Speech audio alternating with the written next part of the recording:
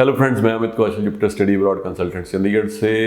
I am sure आप कल से जब से मैंने पोस्ट डाली थी कि एक बड़ी इंपॉर्टेंट वीडियो आने वाली है on delay of processing visa application, student visa application by Australian high commission. तो आप बड़ी बेसब्री से उसका इंतज़ार कर रहे होंगे। सो अनफॉर्चुनेटली कल हम वीडियो नहीं शूट कर पाए, तो आज we are making this video. और बहुत ही इम्पॉर्टेंट वीडियो है क्योंकि कहीं ना कहीं जो ये सेशन था, हमारा जितने भी एरी मेंबर एजेंट्स हैं, आपको ये भी जान के थोड़ी हैरानी होगी कि ऑल ओवर इंडिया में सिर्फ 120-130 टोटल एरी एजेंट्स हैं। हाँ, हो सकता है उनकी ब्रांचेस, नंबर ऑफ ब्रांचेस ज़्यादा हों, बट अगर हम कंपनीज़ की बात करें तो तकरीबन 120 या 130 के बीच में ही कंपनीज़ हैं जिनको एरी की मेंबरशिप मिली हुई है, यानी कि जिनकी proper verification, vetting, background checks, सारा कुछ। और उसके लिए एक और चीज़ इंपॉर्टेंट है, to become a AAERI agent you have to have किसी न किसी गवर्नमेंट यूनिवर्सिटी और टेफ का आपके पास अग्रीमेंट होना ज़रूरी है। So this is one of the prerequisite of becoming an AAERI agent. Now why I am focusing, क्यों मैं फोकस कर रहा हूँ इसमें एरी के ऊपर, क्योंकि जो डिपार्टमेंट ऑफ एजुकेशन ऑस्ट्रेलिया ने हमें प्रेजेंटेशन दी, जिसमें कि डिपार्टमेंट ऑफ होम अफेयर्स के भी रिप्रेजेंटेटिव जो थे वो प्रेजेंट थे। अराउंड 39 यूनिवर्सिटीज़ के रिप्रेजेंटेटिव प्रेजेंट थे जो कि इंडिया मार्केट को लुक आफ्टर कर रहे हैं, इंडिया, नेपाल, भूटान को। तो it was a very very important session. और ये सेशन इसलिए भी इम्पॉर्टेंट था, ना सिर्फ इसमें जो ऑस्ट्रेलिया का नेशनल कोड, अगर हम इंटरनेशनल एजुकेशन या रिक्रूटमेंट की बात करें, जो ईसॉस एंड नेशनल कोड को उन्होंने रीइटरेट किया, ईसॉस एक्ट को और नेशनल कोड को, जो कि एक फाउंडेशन है while recruiting the international students for Australian institutions, चाहे वो यूनिवर्सिटीज़ हों, चाहे वो कॉलेजेस हों हायर एजुकेशन के, या वेट सेक्टर के कॉलेजेस हों। तो वो एक फाउंडेशन है जिसकी गाइडलाइन के अंडर ही ऑस्ट्रेलिया में रिक्रूटमेंट इंटरनेशनल स्टूडेंट्स की होती है। एक तो उस लेजिस्लेशन को हमारी, जैसे कहते हैं कि क्लास लगी, क्लास इन द सेंस कि वी वर गिवन इनपुट्स, और दोबारा से एक तरह से रिहर्सल की गई। बहुत सारी चीज़ें उसमें, इम्पॉर्टेंट चीज़ों के ऊपर डिस्कशन हुई, और कहीं ना कहीं उसी में से कुछ चीज़ें निकल के आईं जिसकी वजह से जो ये डिले का कारण जो निकल के आया ओवरऑल, वो ये आया कि delay was due to influx, यानी कि एकदम बहुत सारी एप्लीकेशन लगी इन द बिगिनिंग ऑफ 2022, जहाँ पे फ्रॉडुलेंट डॉक्यूमेंट्स की भरमार थी। अब ऑस्ट्रेलिया ने लेवल 1, लेवल 2 जो लेवल दिए हैं असेसमेंट लेवल यूनिवर्सिटीज़ को, और रिस्क रेटिंग है हर कंट्री की, तो उसमें जो इंडिया है वो मॉडरेट रिस्क में आता है, it is not a high risk country. तो अगर लेवल 1 के स्टूडेंट्स हैं, लेवल 1 यूनिवर्सिटी में कोई स्टूडेंट जाता है, तो जनरली क्या होता था कि हाँ, हाई कमीशन देखता था कि यूनिवर्सिटी ने अपना जीटी चेक कर लिया, so even if you do not put the financial documents, so they were okay with this.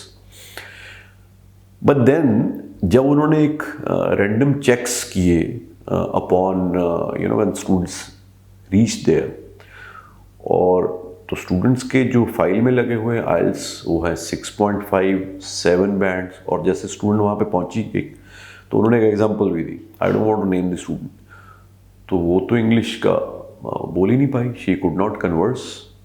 तो देन जो बॉर्डर फोर्स है वहाँ पे, जो कि ऑस्ट्रेलिया इमिग्रेशन पे जो जैसे होते हैं, तो वो they screen the candidates, so red flag वहाँ पे रेज हुआ। और ऐसे ही फिर उन्होंने रैंडमली स्टूडेंट्स को निकाला, ये मैं बिगिनिंग ऑफ द ईयर की बात कर रहा हूँ, निकालना शुरू किया। तो फिर दोबारा वेरिफिकेशन हाई कमीशन ने की अपने एंड पे, क्योंकि generally as per the streamline system, तो यूनिवर्सिटीज़ के ऊपर ये दिया हुआ था कि यूनिवर्सिटीज़ अपने लेवल पे चीज़ों को चेक करेंगी, और once they issue the COE, this has been the trend Australia के एजुकेशन की बात करें कि सीओई आ गई तो दैट मीन्स आपका काम आधे से ज़्यादा हो गया। तो बट जब ये चीज़ें सामने आई तो उन्होंने फिर और फाइलें खंगालनी शुरू की, उनको देखना शुरू किया, स्क्रूटनाइज करनी शुरू की। इंग्लिश के test fraudulent, academic certificates fraudulent, experiences fraudulent, financial documents fraudulent, ITRs fraudulent. तो इतने ज़्यादा ऐसे केसेस निकल आए कि वो एकदम डिपार्टमेंट ऑफ होम अफेयर्स वो बिल्कुल ही चौकन्ने हो गए। सडनली एक पैनिक क्रिएट हो गया कि ये क्या हो गया।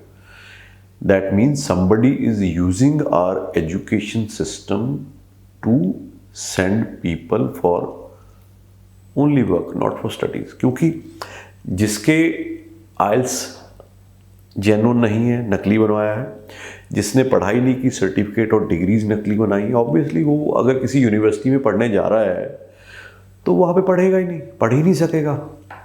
तो कहीं ना कहीं जो मेन मोटिव है फ्रॉम द वेरी बिगिनिंग उन लोगों का, वो वहाँ पे जाके बस काम करना है। क्योंकि ऑस्ट्रेलिया ने बॉर्डर खोल दी है, अनलिमिटेड वर्क अपॉर्चुनिटीज़ हैं, जो वेज रेट है वो as compare to other countries बहुत हाई है। तो बहुत एक अपॉर्चुनिटी दिखी उन लोगों को जिन्होंने पैकेजेस करने शुरू किए, जिन्होंने एक तरह से जैसे जाके किसी मेले में चीज़ें बेचते हैं कि हाँ जी आ जाओ ऑस्ट्रेलिया कर देंगे, ये कर देंगे, वो कर देंगे, वो चीज़ें दुकानें शुरू कर ली। और हुआ क्या, उस वजह से ओवरऑल सारी प्रोसेस जो है वो हॉल्ट हो गई। Now the high commission is very very carefully looking at the application, और इसने ओवरऑल प्रोसेसिंग को इम्पैक्ट कर दिया। बिकॉज उन्होंने भी सोचा नहीं था ये कि ये इस तरह से होगा। और now they are getting the documents verified from the source. Source means अगर एक पर्टिकुलर यूनिवर्सिटी से आपने डिग्री की है, डॉक्यूमेंट लगाए हैं, they are writing to the university. अब यूनिवर्सिटी उसमें जवाब देने में कितना टाइम ले रही है, so that delays your processing. मान लो आज आपकी फाइल उन्होंने उठाई, उन्होंने देखा कि हाँ इसमें वी हैव डाउट कि ये जो एकेडमिक लगे हैं ये जेन्युइन है कि नहीं है। They sent the mailers to the source of those academic documents. अगर यूनिवर्सिटी है तो यूनिवर्सिटी में, अगर कोई बोर्ड है बोर्ड में। अब ये बोर्ड के ऊपर है या यूनिवर्सिटी के ऊपर है वो कब रिप्लाई करेंगे, और आपको पता है कि क्या कल्चर है, किस तरह से रिप्लाई होता है या नहीं भी होता। तो अब तब तक आपकी जो फाइल है वो ठंडे बस्ते में चली गई। Same goes with English checks. अब इंग्लिश के तो चलो हाई कमीशन के पास टूल्स हैं by which they verify, IELTS भी वेरीफाई कर लेते हैं, they verified PTE also, they verify TOEFL also. So the crux of this delay is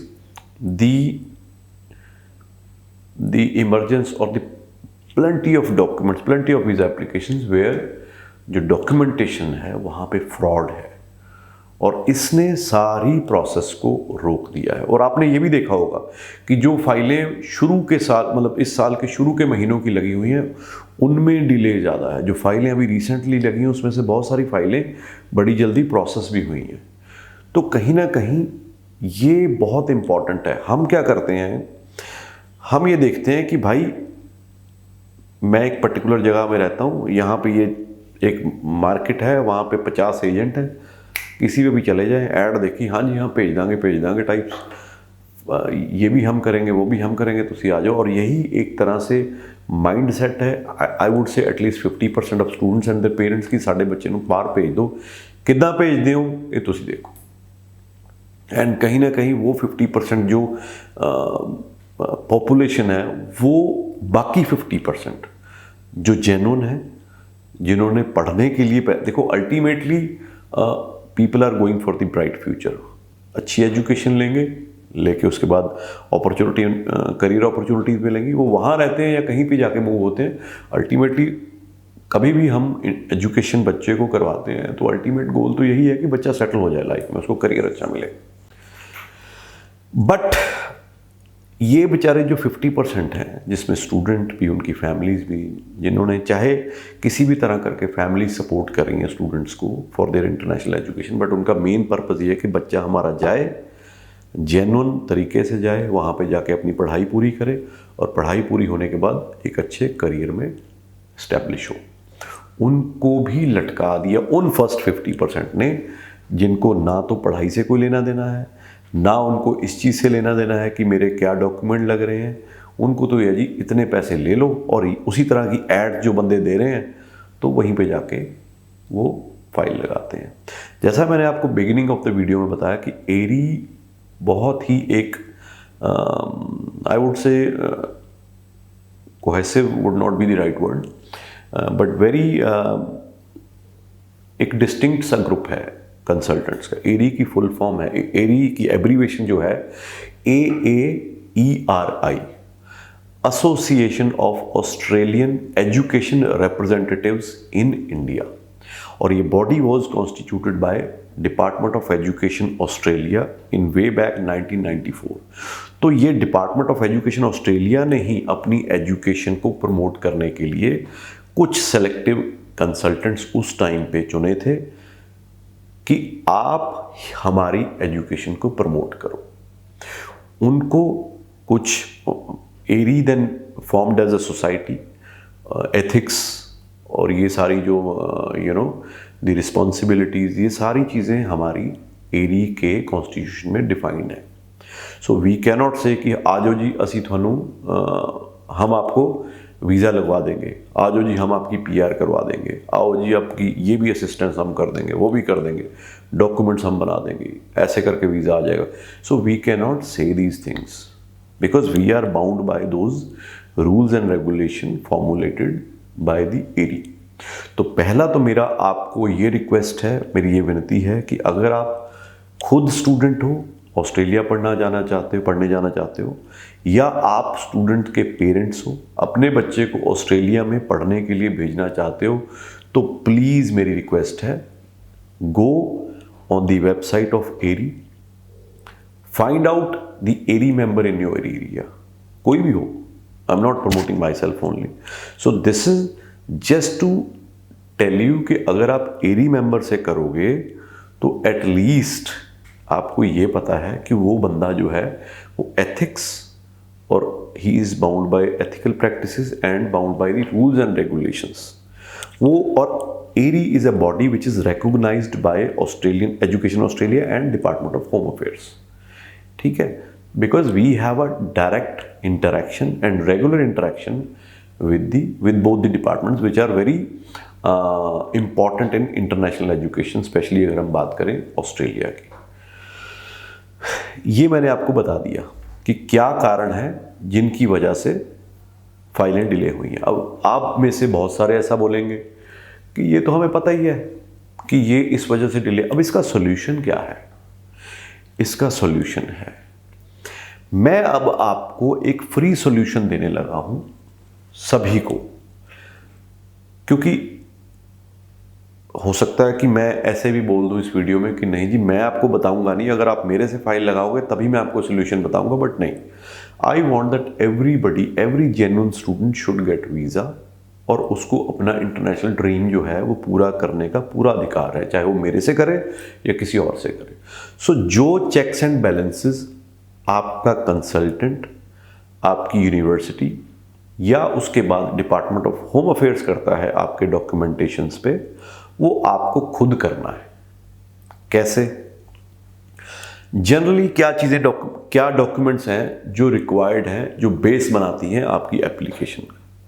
आपके एकेडमिक्स, आपका work experience if you have at all, आपका इंग्लिश प्रोफिशिएंसी स्कोर एंड आपकी financial capacity to fund your education. तो ये 4 चीज़ें हैं।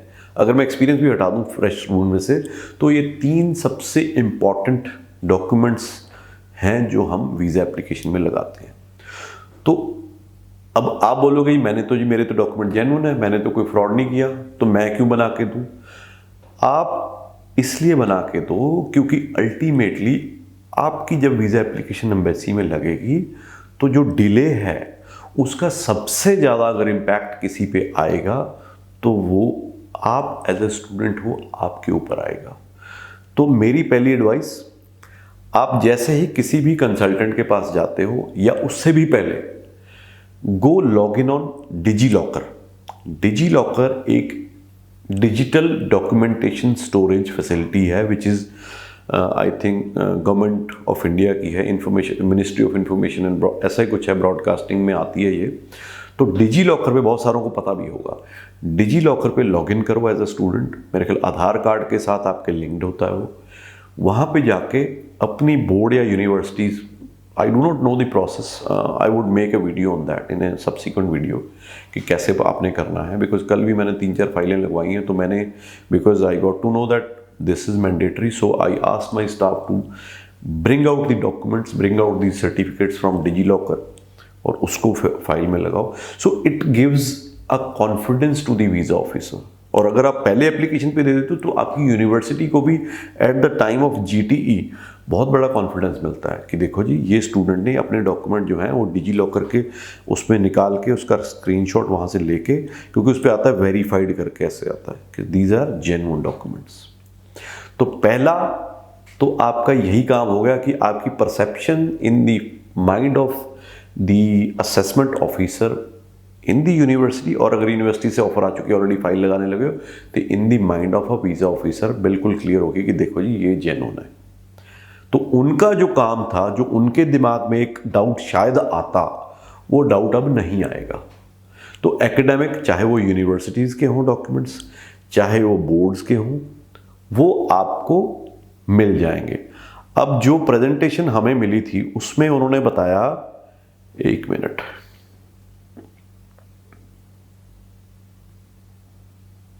हाँ, तो more than 579 institutions are listed on digi locker. इनमें यूनिवर्सिटीज और बोर्ड्स, स्टेट बोर्ड और सेंट्रल बोर्ड सारी हैं।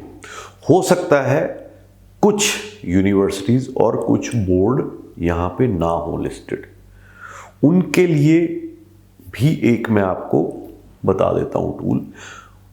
अगर आपने ग्रेजुएशन की है, पहले की है, तो कहीं ना कहीं आप अपने प्रोफेसर से, अपने टीचर से एक टेस्टिमोनियल लिखवा सकते हो कि so and so student, when he was a student here in this class, he was a good student, bona fide student, और जैसे हम एक तरह से करेक्टर सर्टिफिकेट लगाते हैं, तो वो आपके उस क्लेम को ऑथेंटिकेट कर देता है कि हाँ, इस स्टूडेंट ने इस यूनिवर्सिटी से ग्रेजुएशन या इस बोर्ड से 10+2 की थी।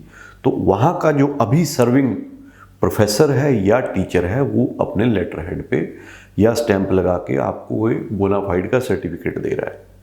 तो वहाँ पे भी आप जो डाउट है in the mind of visa officer और in the mind of the admission officer, वो आप उसको ख़त्म कर देते हो। ठीक है। आइल्स पीटीई में आपके पास टीआरएफ है या स्कोर है, तो उसके लिए आपके पास ज़्यादा करने के लिए कुछ नहीं है। फाइनेंशियल्स में जैसा हम अब करते हैं, हम जो भी फाइनेंशियल इंस्टीट्यूशन है, चाहे बैंक है, तो वहाँ से we write to the bank and make a inquiry कि so and so has presented these financial documents to us, please verify if this is correct, और आपके यहाँ पे ये पैसे इंटैक्ट हैं। तो हमें बैंक रिप्लाई कर देता है and we put that communication in the visa application, and that also gives the confidence to the visa officer while making the assessment of your visa application. और एक सबसे इम्पॉर्टेंट चीज़ जो है वो आई है statement of purpose. Statement of purpose को लेके visa the department of home affairs में एक बहुत बड़ा, मतलब जैसे कहते हैं ना कि they're a furious would be too hard word to say that, but खुश नहीं है वो, बिकॉज दे आर सेइंग, उन्होंने हमें वो टेम्पलेट भी दिखाया कि पूरे हिंदुस्तान में एसओपी का एक ही टेम्पलेट यूज हो रहा है, कोई उसमें चेंज नहीं है, थोड़ा बहुत ऊपर नीचे कर लेते हैं बस, दैट्स इट। और ऐसी ऐसी चीज़ें लिखते हैं। स्टूडेंट तो ऑब्वियसली आपको भी पता है कि स्टूडेंट तो एसओपी बनाता नहीं। स्टूडेंट कहता है जी मैं आपके पास आ गया हूँ, आप मेरी एसओपी बनाओ, मुझे नहीं पता एसओपी क्या होती है। तो अब एजेंट मरता क्या ना करता, स्टूडेंट भी तो चाहिए, नंबर भी तो चाहिए, हम भी ऐसे ही करते हैं, कोई बात नहीं जी, है ना, हर बंदा ऐसे ही करता है।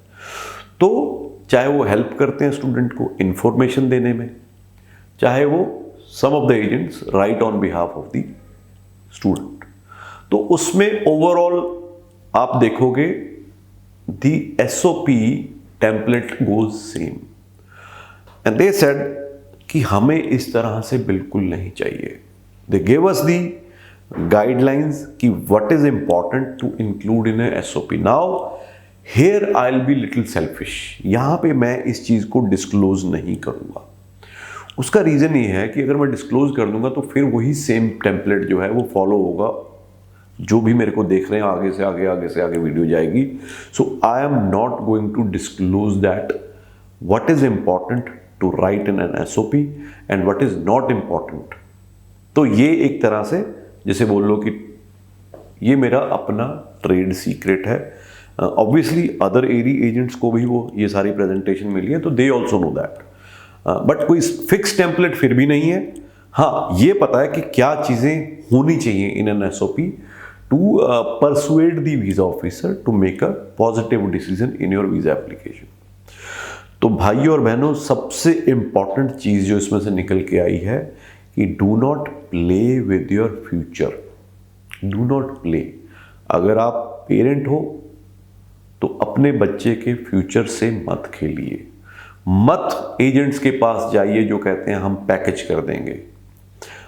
मुझे भी तकरीबन अगर पूरे दिन में 50 कॉल्स आती हैं उसमें से 25 ऐसी आती हैं जी तुसी पैकेज कर दो. आप पैकेज करते हैं सारी फीस वीज़ा लगने के बाद. We don't do that and none of the AAERI member does that because that is unethical practice. That means अब इसको कैसे आप डिफाइन करोगे that is a different thing. And जो बंदा आपका पैकेज करता है वो फिर आप वो अपने तरीके से उसका काम है किसी ना किसी तरह करके आपकी मैं फाइल ऐसी बनाऊं कि लगे कि हाँ फैंटास्टिक.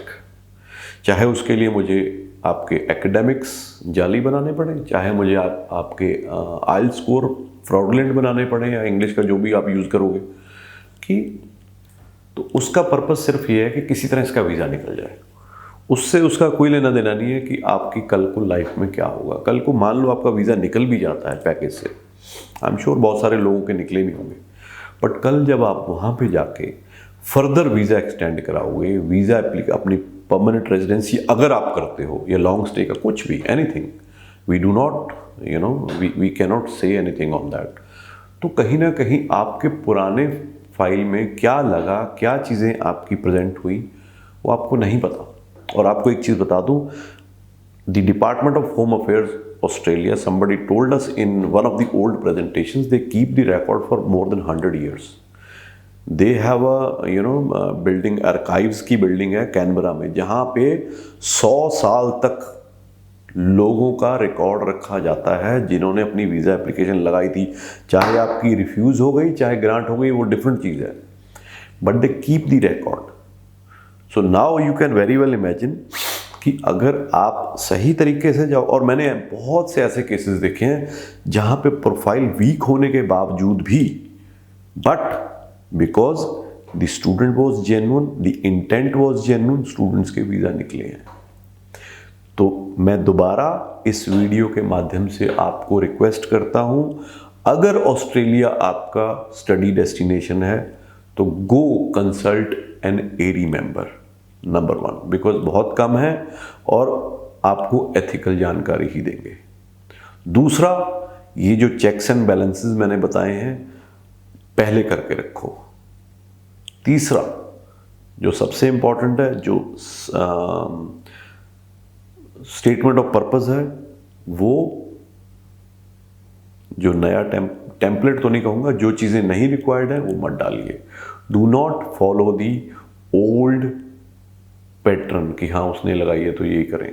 मैंने भी चेंज करना शुरू कर दिया है. मतलब स्टूडेंट्स को बोला कि भाई ये चीज़ें इम्पॉर्टेंट हैं, इस पे फोकस करो.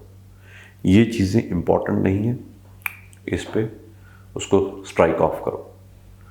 तो उम्मीद है इस वीडियो से आपको बहुत ज़्यादा इन्फॉर्मेशन मिली होगी, स्पेशली उनको जिनकी जो अपनी फाइल प्रोसेस अभी करवा रहे हैं, ताकि जो अब पुराने स्टूडेंट्स के साथ जिनकी वजह से डिले हुआ, जिन चीज़ों की वजह से जो आने वाले स्टूडेंट्स हैं उनको इस डिले का सामना ना करना पड़े. And I am very hopeful. और डिपार्टमेंट ऑफ होम अफेयर्स और डिपार्टमेंट ऑफ एजुकेशन ऑस्ट्रेलिया भी बहुत होपफुल है कि आने वाले टाइम में ये सारी चीज़ें स्ट्रीमलाइन हो जाएंगी if you follow the right practices.